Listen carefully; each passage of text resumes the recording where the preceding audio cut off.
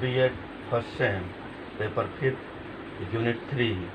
पिछले क्लास में हमने बच्चों की मानसिक स्थिति की देख रेख के बारे अध्ययन किए, जिसके अंतर्गत परिवार, घर, विद्यालय एवं सरकार के स्तर पर देख रेख करने की विधियों के बारे हमने अध्ययन किया था। आज हम लोग अध्ययन करेंगे अध्यापक की मानसिक अस्थिरता के कारण। अध्यापक विद्यालय की एक महत्वपूर्ण कड़ी है। ये विद्यालय प्रशासन और विद्यालय के बच्चों के बीच कड़ी का काम करते हैं। ये विद्यालय और बच्चों के परिवार के बीच भी कड़ी का काम करते हैं। तो अध्यापक की मानसिक स्थिति सही हो ताकि वे विद्यालय परिवार में विभिन्न कक्षाओं में विभिन्न विषय के अध्यापक बच्चों को अच्छी शिक्षा दे सके। अभी हम देखते हैं कि कुछ अध्यापकों की मानसिक स्थिति खराब होती है, जिसके कारण वे विद्यालय परिवार में बच्चों को सही शिक्षा नहीं दे सकते हैं। तो जो इस तरह के कारण हैं, मानसिक अस्थिरता के कारण, वे कारण निम्नलिखित हैं। पहला, आर्थिक कठिनाइयाँ। बहुत सारे अध्यापक ऐसे हैं जिनकी स्थिति ठीक नहीं है। उनकी स्थिति पहले की अपेक्षा आर्थिक कठिनाइयाँ विस्तृत रूप से बनी हुई है। तो अध्यापक के आर्थिक कठिनाइयों के कारण, आर्थिक बोझ के कारण अध्यापक की मानसिक स्थिति अस्थिर रहती है। दूसरा कारण है घटिया सामाजिक स्तर। अध्यापक जिस समाज से आते हैं, जिस परिवार से आते हैं, जहाँ उनका परिवार है, उनका समाज है, उनका आसपास पड़ोस है, वहाँ का माहौल अस्थिर है, घटिया है, बिगड़े हुए रूप में है। और वहाँ से जो भी शिक्षक आते हैं, पहले से इस माहौल के वजह से उनकी जो सामाजिक स्थिति है वह निम्न स्तर व घटिया होती है, जो उनके मानसिक अस्थिरता का मुख्य कारण है। तीसरा, स्कूल में अधिक कार्य। विद्यालय में कम शिक्षकों की वजह से प्रत्येक शिक्षक को अधिक काम करना पड़ता है।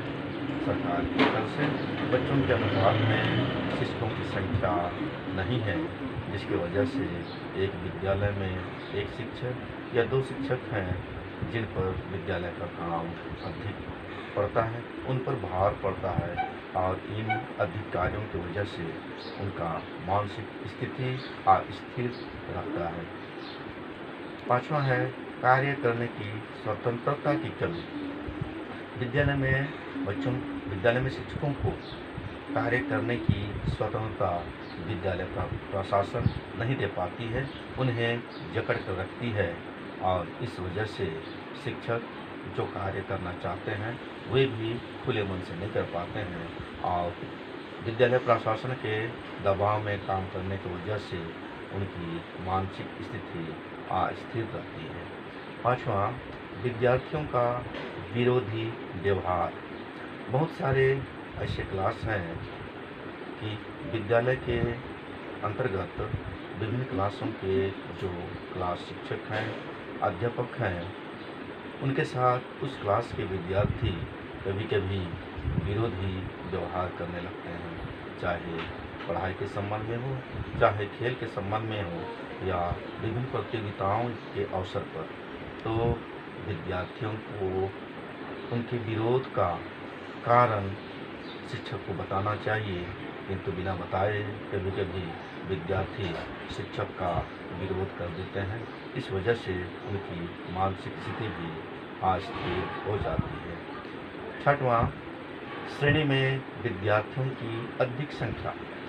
जो भी विद्यालय में कक्षाएं हैं, उनमें शिक्षकों के अनुपात में छात्रों की संख्या होनी चाहिए और विद्यालय में श्रेणी अर्थात सेक्शन उतने ही बनाए जाएं जिनके अनुसार शिक्षकों की संख्या हो और वे सही शिक्षा दे सकें।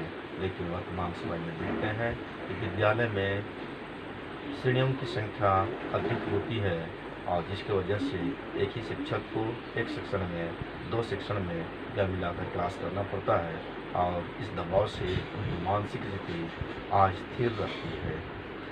अगला है अधिकारियों का अधिक हस्तक्षेप। जो भी विद्यालय के अध्यापक हैं वे स्वतंत्र रूप से कार्य करना चाहते हैं, किंतु वहाँ के अधिकारी खुद अपना काम को ना कर अध्यापक को अपने काम को कराते हैं, विभिन्न कामों में उनका हस्तक्षेप करते हैं और इनके वजह से भी अध्यापक की मानसिक स्थिति अस्थिर रहती है।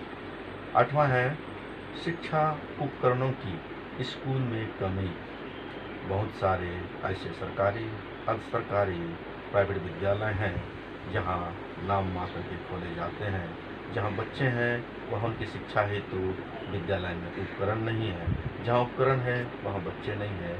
तो इस विषमता की वजह से शिक्षकों पर पढ़ाने का दबाव रहता है और इन उपकरणों के अभाव के कारण उन्हें पढ़ाने में मानसिक अस्थिरता की स्थिति आ जाती है। अगला है मनोरंजन का अभाव। कहा जाता है विद्यालय में सर्वांगीण विकास हेतु बच्चों के लिए चाहिए खेल के सामान की व्यवस्था हो, विभिन्न मनोरंजन के साधन हो, ताकि बच्चे पढ़ते पढ़ते मानसिक दबाव को दूर करने के लिए मनोरंजन हेतु विभिन्न खेलों का आनंद उठा सकें।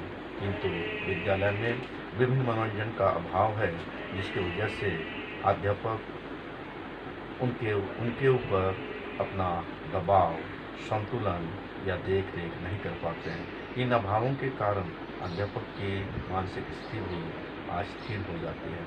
इस तरह से हम देखते हैं कि विद्यालय के अंतर्गत पढ़ाने वाले अध्यापक की मानसिक अस्थिरता के अनेक कारण हैं, तो इन कारणों को दूर कर ही एक अध्यापक की मानसिक स्थिति को ठीक की जा सकती है।